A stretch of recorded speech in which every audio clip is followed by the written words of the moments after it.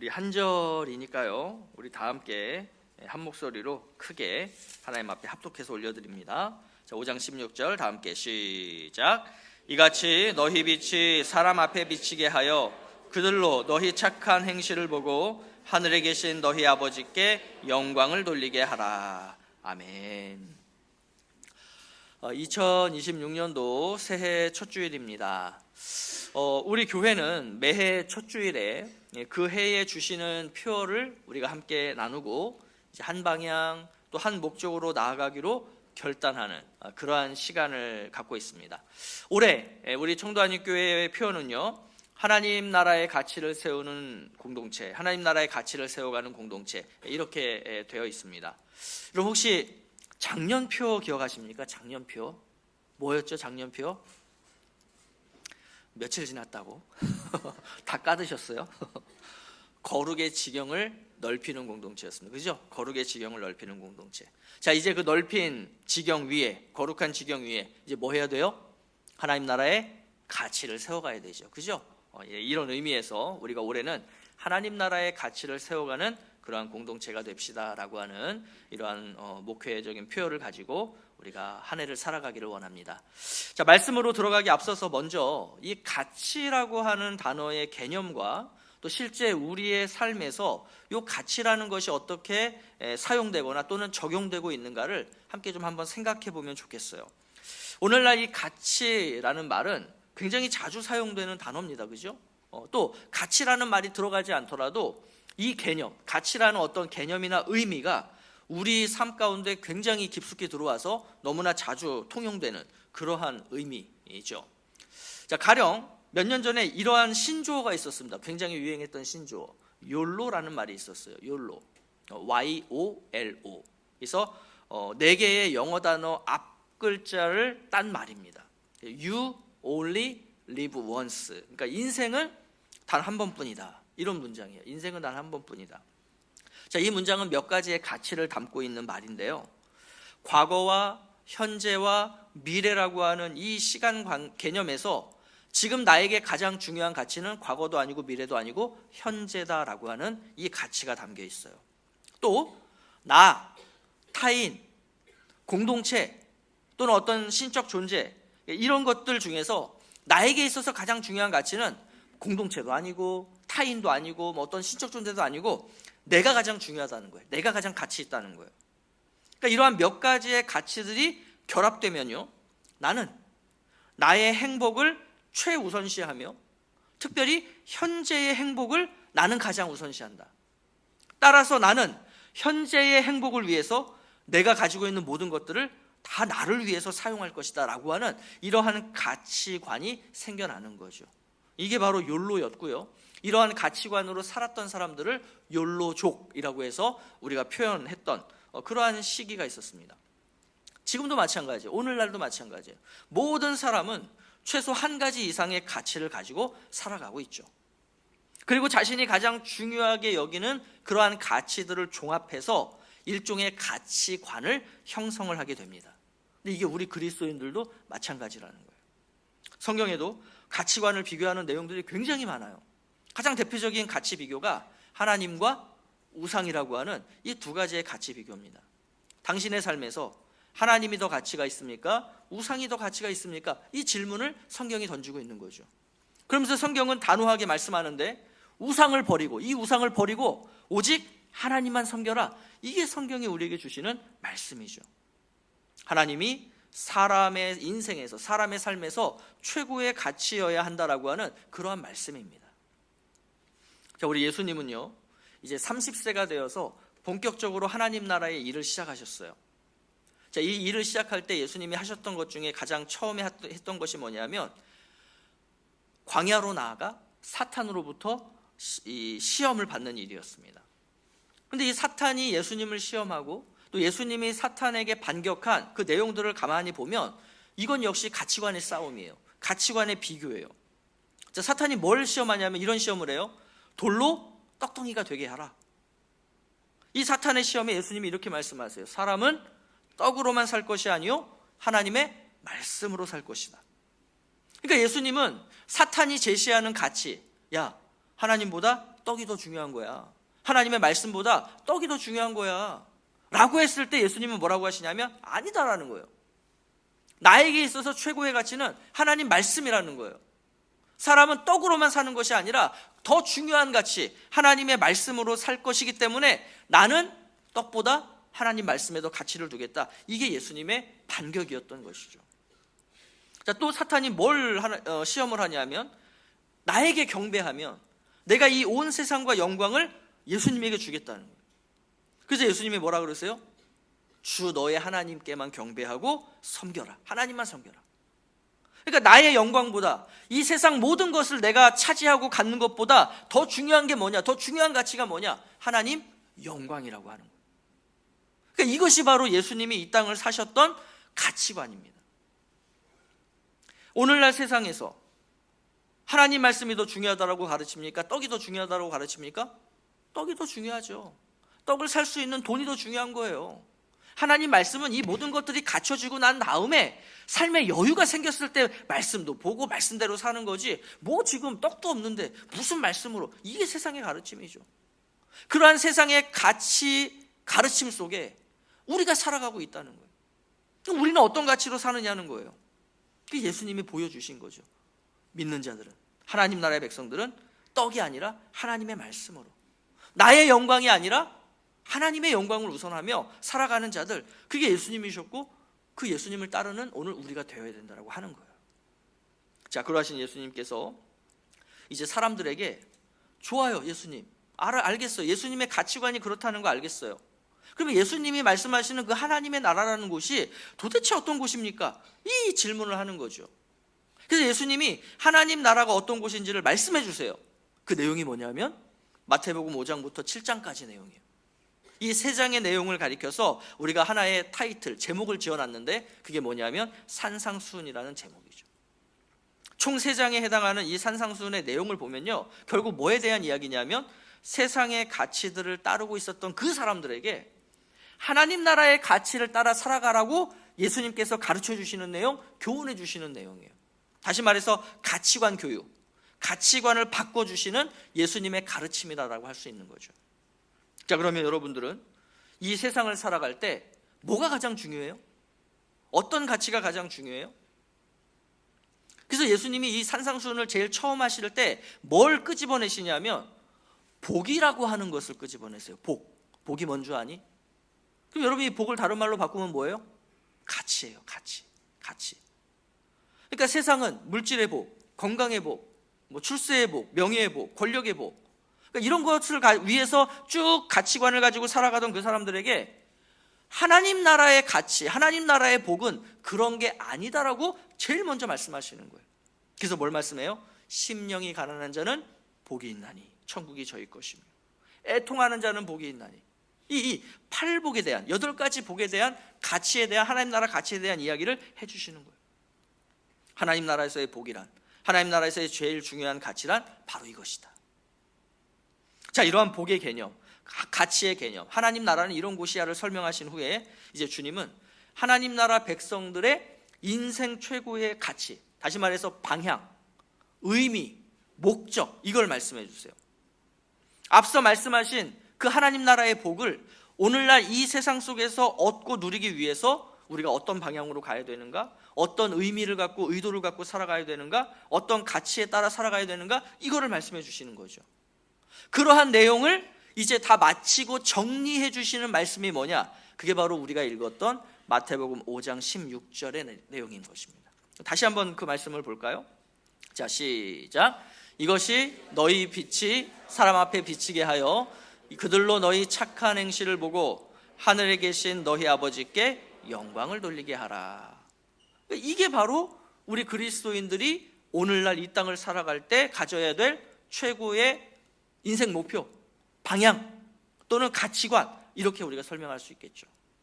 자, 이 말씀을 하신 이후에 이제 예수님이 뭘 이야기하시냐면 실전편을 얘기하는 거예요. 실제적인 이야기, 적용적인 이야기, 구체적인 예를 들어가면서 얘들아, 이 8복을 누리고 또 이렇게 하나님 앞에 영광을 돌리는 삶을 너희들이 살 때 아마 이런 문제들이 발생할 거야. 그러면 이렇게 하면 돼. 자, 이런 상황들이 발생할 거야. 이렇게 하면 돼. 이런 경우도 있겠지. 이럴 때 이런 생각하면 돼. 이거를 쭉 얘기해 주세요. 그게 이제 5장, 6장, 7장까지 이어지는 내용들입니다. 자, 올해 우리 청도하님 교회는요, 하나님 나라의 가치를 세워가는 공동체가 되기를 원해요. 하나님 나라의 가치를 세운다는 것을 이 16절의 말씀으로 표현해 본다면 우리의 착한 행실을 세상에 보여주는 거예요. 자, 여기서 이 착한 행실, 착하다라고 하는 것은요, 하나님이 보실 때 선한 것, 하나님이 보실 때 착한 걸 의미합니다. 즉 세상의 가치에 따른 착한 행실이 아니라 하나님 나라의 가치에 따른 착한 행실을 의미하는 것이죠. 우리가 이 하나님 나라의 가치에 따라 살아갈 때 세상은 그런 우리를 보고 하나님께 영광을 돌리게 된다. 이게 우리가 살아가야 될 인생의 방향, 가치, 목적이에요. 자, 그렇다면 우리가 어떻게 착한 행실을 살 수 있을까요? 다시 말해서 하나님 나라의 가치를 세워갈 수 있을까요? 자, 첫 번째로 우리는 말씀과 기도로 하나님 나라의 가치를 세워갈 수 있고 세워가야 합니다. 자, 우리 디모데후서 3장 16절 17절 말씀 같이 읽겠습니다. 시작. 모든 성경은 하나님의 감동으로 된 것으로 교훈과 책망과 바르게 함과 의로 교육하기에 유익하니 이는 하나님의 사람으로 온전하게 하며 모든 선한 일을 행할 능력을 갖추게 하려 함이라. 자, 온전하게 하고 모든 선한 일, 착한 일을 행할 능력을 갖추게 하는 게 뭐라고 말씀하세요? 모든 성경, 하나님의 말씀이죠. 자, 또 고린도후서 13장 9절 말씀 보겠습니다. 시작. 우리가 약할 때에 너희가 강한 것을 기뻐하고 또 이것을 위하여 구하니 곧 너희가 온전하게 되는 것이라. 자, 사도 바울이 너희가 온전하도록 하기 위해서 내가 뭐 하겠다 그래요? 구하겠다 그래요. 구하는 게 뭐예요? 하나님 앞에 기도하는 거죠. 그래서 성도를 온전하게 하는 것, 다시 말해서 세상의 가치가 아닌 이 하나님 나라 가치에 따라 살아가도록 하는 것이 결국은 뭐라는 의미입니까? 모든 성경, 하나님의 말씀과 구하는 일, 즉 하나님 앞에 기도하는 것. 이 말씀과 기도라고 성경은 우리에게 가르쳐주고 있는 거예요. 여러분, 우리의 삶은 크게 두 영역으로 나눌 수 있지 않습니까? 하나는 교회 안이라고 하는 영역이고 다른 하나는 교회 밖이라고 하는 영역이에요. 그리스도인들이 가지고 있는 안 좋은 모습 중에 하나가 뭐냐면 이 교회 안에서의 모습과 교회 밖에서의 모습이 다르다는 거예요. 교회 안에서의 삶과 교회 밖에서의 삶이 다르다는 거예요. 교회 안에서는 착해요. 근데 교회 밖에서 착하지 않아요. 교회 안에서는 막 온전하기 위해서 노력해요. 근데 교회 밖으로만 나가면 온전하기 위해서 노력하지 않아요. 그러다 보니 세상 사람들로부터 우리 그리스도인들이 통상적으로 듣는 평가가 뭐냐? 믿는 사람이나 믿지 않는 사람이나 똑같아. 다를 바가 없어. 이런 표현들 얼마나 우리가 많이 듣습니까? 그 사람도 뭐 교회 다닌다며요? 그런데 왜 그래요? 어떤 의미예요? 왜 교회 다니는 사람 같지 않느냐는 거예요. 뭐 교회 다니는 사람이나 교회 안 다니는 사람이나 똑같다는 얘기예요. 그렇죠? 그러니까 결국 이러한 표현들이 뭐냐면 사람들이 우리의 착한 행실을 보고 하나님께 영광을 돌리게 하라에 반대되는 거죠. 세상 사람들이 우리를 보고 하나님을 원망해요. 하나님을 욕해요. 자, 제가 종종 표현하죠. 우리 교회 안에서 성도들이 함께 일하다가 싸울 수 있다 없다? 있어요 없어요? 있다 그러니까 자꾸 싸워요. 목사님 뭐 싸울 수 있다 그랬잖아요. 막 싸우려고 그래요. 교회 안에서도 사실은 싸우면 안 되죠. 그런데 이제 우리가 연약하니까, 여전히 우리가 예수를 믿어도 연약함이 있으니 교회 안에서 이렇게 일하다 보면 싸울 수 있어요. 그죠? 근데 이제 진짜 싸우면 안 돼요. 그렇지만 싸울 수는 있어요. 자, 그런데 여러분, 교회 안에서 이렇게 함께 살아가다가 우리가 진짜 싸웠다. 그럼 한번 생각해 보세요. 우리가 서로 싸우고서 하나님 욕하나요? 하나님 원망하나요? 우리끼리 싸우면요, 우리가 서로는 원망해도 우리가 하나님을 원망하고 하나님을 욕하진 않아요. 그런데 성도가 교회 밖에 나가서 세상 사람들과 싸워요. 세상 사람들에게 못되게 굴어요. 그러면 세상 사람들이 누굴 욕해요? 물론 그 사람도 욕하겠지만 그 사람이 믿고 따르는 하나님을 욕하죠. 그러니까 쉬워요. 이런 개념이에요. 자, 여러분 집안에 이제 여러분 아들 둘이 있고 딸 하나가 있어요. 자, 두 아들이 막 그냥 서로 막 그냥 치고받고 싸워요. 뭐 지가 더 먹겠다고 싸우는 거예요.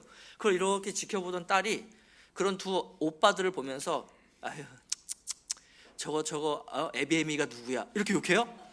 딸이 그 가정 안에 있는 한 식구는요, 지들끼리 싸워도 부모 욕하지 않아요. 그죠? 그냥 그 오빠들을 못마땅해 하죠. 도대체 저것들은 누구 오빠야? 왜 저렇게 맨날 치고받고 싸워? 이렇게 오빠들을 욕하지 부모를 욕하진 않아요. 자, 그런데 이 아들들이 이제 집 밖으로 나가요. 학교에 가요. 학교에 가서 반 아이들한테 못되게 굴고 맨날 싸워요. 그러면 그때는 사람들이 누구를 욕하죠? 도대체 쟤네 엄마 아빠 누구야? 쟤 에비엠이 누구야? 이렇게 욕한다고요. 똑같다는 거예요. 우리 교회 안에서 우리끼리 싸우면 하나님이 욕하지 않지만 우리가 교회 밖에 나가서 세상 사람들과 싸우면요, 사람들이 하나님을 욕한다는 거예요. 우리는 교회 안에서나 밖에서나 착한 일을 행해야 해요. 하나님 나라의 가치를 세워가야 한다는 것입니다. 그러면 어떻게 하나님 나라 가치를 세워나갈 수 있다고요? 하나님의 말씀인 성경을 통해서 하나님 나라의 가치가 무엇인가를 배워야죠.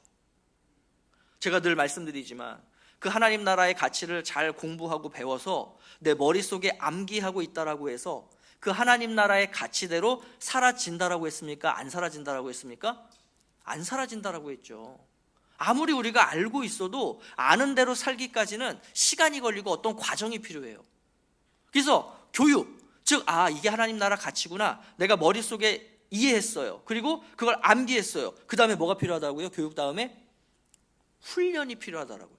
이것을, 내가 알고 있는 것들을 내가 삶으로 살아내보기 위한 부단한, 끊이지 않는, 반복되는 그 훈련이 있어야 된다라고요. 수십 년 동안 습관화되어 있는 그 생각과 행동이 내가 어느 날 뭔가를 하나 딱 알았다고 그게 바뀌어집니까? 안 바뀌어진다라고 했죠. 그래서 반복되는 훈련이 필요하다라고 했습니다. 아울러서 우리가 이제 이 세상 속에서 하나님 나라 가치에 따라 살아가기 위해서는 절대적으로 필요한 게 있어요. 그게 뭐냐면 성령 하나님의 도우심이에요. 그러니까 우리의 의지와 우리의 능력과 우리의 힘으로는 하나님 나라 가치대로 이 세상 속에서 살아간다는 건 불가능해요. 0%예요. 그런데 성령 하나님이 도우시면 그게 가능합니다. 그래서 기도는 뭐냐면 성령께서 나의 삶을 주관해 가시도록 나의 삶을 이양해 드리는 것, 나의 주도권을 주님께 내어드리는 것, 이것을 하는 데 있어서 가장 핵심적이고 가장 필수적이고 가장 기본적인 게 뭐냐? 그게 기도예요. 기도. 성령께서 우리 삶을 주도하실 때 우리는 우리 하나님 나라의 가치로 살아가는 그러한 착한 일을 행할 수 있게 되는 것이죠. 그래서 하나님의 말씀은 성도를 온전하게 해서 모든 선한 일, 하나님 나라의 가치를 세워가는 삶을 살아가도록 만드는 거예요. 기도도 성령께서 나를 온전하게 이끄심으로써 내가 성령께 순복함으로써 하나님 나라의 가치에 따라 살아가도록 만드는 것이죠. 올 한 해 이 말씀을 교육하고 훈련하는 이 자리에 우리 성도님들 함께 열심으로 동참하시기를 바랍니다. 또 우리가 수요일, 토요일 기도 자리 있죠. 또 우리 중보 기도 자리 있죠. 그리고 매일 여러분들에게 보내드리는 그 새벽 음원들이 있죠. 여러분 그런 것들을 가지고 여러분들의 삶 속에 그 기도의 자리를 만드시고 그 기도의 시간들을 여러분들 채워가시기를 바라요. 이러한 말씀과 기도를 통해서 우리의 교회 안과 우리의 교회 밖에서 하나님 나라 가치를 세워가시는 우리 정도하님께 성도님들 되시기를 간절히 원합니다. 자, 두 번째로 우리는요, 사랑과 섬김으로 하나님 나라 가치를 세워가야 합니다. 자, 누가복음 17장 20절 21절 말씀인데 다 함께 시작. 하나님의 나라는 볼 수 있게 임하는 것이 아니요 또 여기 있다 저기 있다고도 못하리니 하나님의 나라는 너희 안에 있느니라. 예수님은 하나님 나라를 어떤 개념으로 말씀하시냐면 영토 개념으로 말씀하지 않아요. 어떤 물리적, 눈에 보이는 어떤 물리적인 개념으로 말씀하시는 게 아니라 너희 안에 있다, 즉 영적인 개념으로 말씀하세요. 영적인 개념. 여기서 너희 안에 있다라고 할 때 너희는요, 성도들을 얘기합니다. 예수 그리스도의 제자들이라고 표현하기도 하고 이걸 우리가 또 다른 말로 교회라고 표현하기도 하죠. 즉 하나님 나라는 이미 교회 안에, 예수 그리스도의 제자들 안에, 이 성도들 안에 이미 임했다는 거예요. 자, 이렇게 이미 임한 하나님 나라가 사람들의 눈에 물리적으로 드러날 때가 있다는 거죠. 그 영적인 하나님 나라, 그래서 우리 눈에 보이지 않지만 이미 임한 하나님의 나라가 어느 순간 저게 하나님 나라인가? 이렇게 눈에 보이도록 드러날 때가 있다는 거예요. 그게 언제냐면 교회가 하나님을 사랑하고 섬길 때, 그리고 교회가 서로를 사랑하고 섬길 때, 이때 하나님의 나라가 눈에 보이도록 드러난다라는 가르침이에요. 예수님께서 제자들에게 이 포도나무라고 하는 것을 가지고 하나님의 나라를 설명해 주셨어요. 그게 이제 포도나무 비유인데요. 자, 제자들이, 다시 말해서 교회가 열매를 많이 맺으면 하나님께서 영광을 받으신다, 이 가르침을 해주신 거예요. 그러면 여기서 열매가 뭐냐는 거예요. 교회가 맺어야 할 열매가 뭐냐는 거예요. 자, 그걸 이렇게 설명하세요. 요한복음 15장 10절 12절. 자, 시작. 내가 아버지의 계명을 지켜 그의 사랑 안에 거하는 것 같이 너희도 내 계명을 지키면 내 사랑 안에 거하리라. 내 계명은 곧 내가 너희를 사랑한 것 같이 너희도 서로 사랑하라 하는 이것이니라. 그러니까 예수님 말씀에 따르면 교회가, 성도들이, 예수 그리스도의 제자들이 맺어야 되는 열매가 뭐예요? 하나님이 영광 받으시는 우리의 삶이 뭐라는 거예요? 하나님 사랑하고 이웃을 사랑하라는 거죠. 그죠? 하나님 사랑, 이웃 사랑. 그러니까 이 열매를 맺는 자가 곧 예수님의 친구다, 예수님의 제자다, 참된 믿음의 공동체인 진정한 교회다, 이 말씀을 해주시는 거예요.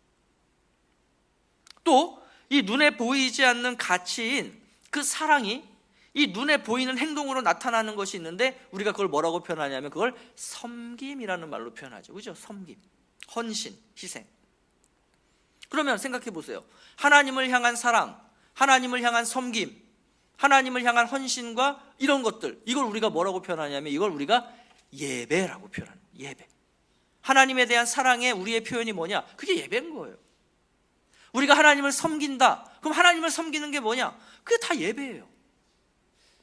자, 그리고 우리가 교회 안에 이 형제 자매들, 또 교회 밖에서의 이웃들을 향한 그 사랑의 모습이 뭐라고요?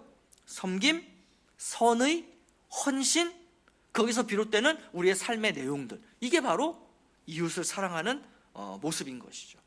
그래서 올 한 해 하나님을 예배하심으로 하나님을 사랑하시고, 교회 안에서는 우리 형제 자매들을, 또 교회 밖에서는 이웃들을 위해서 여러분들 선의와 헌신으로 사랑하심으로써 그 하나님 나라의 가치를 세워가시는 우리 성도님들 되시기를 간절히 원합니다.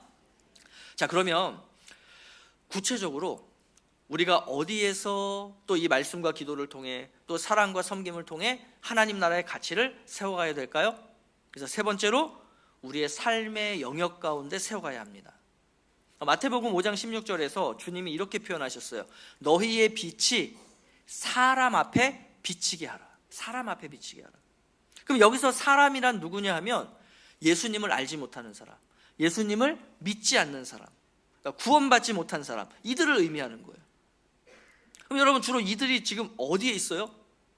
이들이 있는 곳이 어디예요? 우리의 가정에도 있죠. 그죠? 여러분들의 그 아직 믿지 않는 그 가족들, 그죠? 여러분 가정이 그 삶의 영역인 거예요.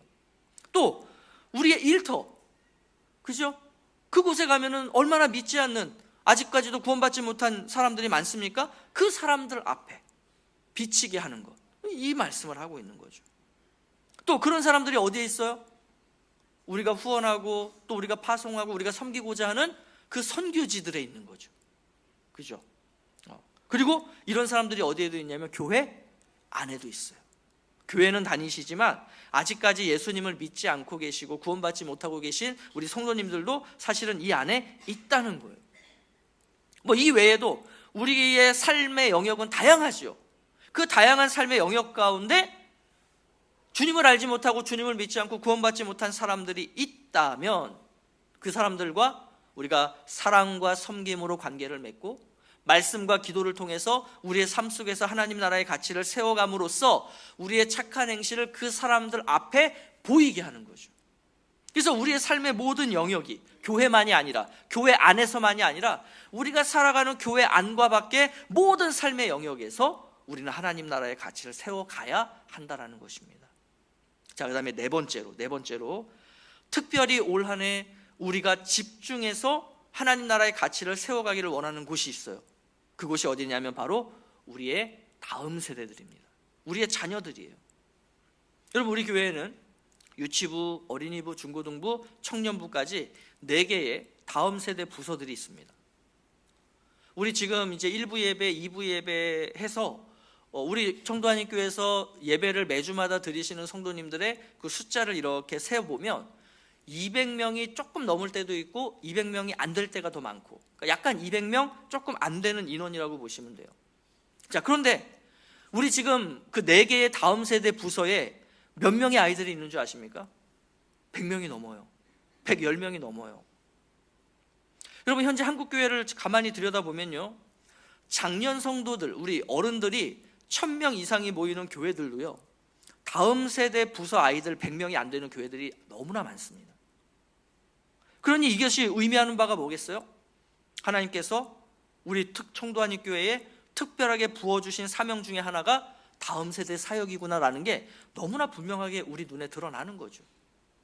200명도 안 되는 장년 성도 이 교회 공동체 안에 100명이 넘는 우리 다음 세대 아이들이 있는 거예요. 그래서 우리 교회가 그래도 좀 다른 교회들과 다르게 어디에 집중하고 있냐면, 저를 포함해서 우리 교회 사역자 4분 아닙니까? 저, 부목사님 2분, 우리 간사님 1분, 4분인데 이 4명 중에 3명이 이 다음 세대의 사역을 감당하고 있는 거예요. 그러니까 성도님들이 우리 다음 세대를 위해서, 교회를 위해서, 앞으로의 미래를 위해서, 비전을 위해서 헌금해 주신 것들을 지금 우리가 또 어디에 사용하느냐? 이 아이들에게 영혼을 돌볼 수 있는 그런 우리 전임 사역자들을 모셔다가 우리 아이들, 다음 세대들을 위해서 사역하도록 그렇게 하고 있는 거죠. 근데 여기서 우리가 깊이 좀 생각해 봐야 할 부분이 있어요. 뭐냐 하면, 우리의 이 다음 세대들이 이 청도 땅에 좀 오래 머물면서 여기서 태어나고 여기서 자라서 그 아이들이 이제 뭐 대학도 여기서 가고 취업도 여기서 하고 또 심지어 여기서 결혼도 하고, 그래서 나중에 이제 우리 교회에 뭐 우리 안수 집사님들 또 장로님들이 되고 권사님들이 되고, 그러니까 이렇게 가면은 너무 좋겠는데, 지금 우리 교회, 이 중국에 있는 우리 한인교회의 특성상 이 아이들은 고3이 되면 다 떠나요. 이걸 우리가 가만히 생각해 보니까 우리 교회가 품을 수 있는 시간이 가장 길게 봤을 때 14년이에요. 6살 때부터 고3 때까지. 이게 우리 교회가 품을 수 있는 최장의 시간이에요. 그 14년이 있으면, 고3이 되면 이제 무조건 이 땅을, 우리 교회를 떠나게 됩니다. 자, 그러면 우리는 이 14년이라는 시간 동안 우리의 이 다음 세대들, 우리 아이들에게 뭘 보여줄 것이며, 뭘 들려줄 것이며, 뭘 먹여줄 거냐는 거예요. 이걸 부서별로 보면요, 최대 6년이에요. 우리 어린이부 1학년부터 6학년까지 6년, 중학교 1학년부터 고등학교 3학년까지 6년, 우리 부서로 따지면 6년이에요. 어떤 아이들은 중간에 들어오겠죠, 우리 교회에. 저도 이제 교회 다닐래요 하고 들어왔는데 뭐 중학교 3학년 아이가 오고, 그럼 걔네들은 4년이에요.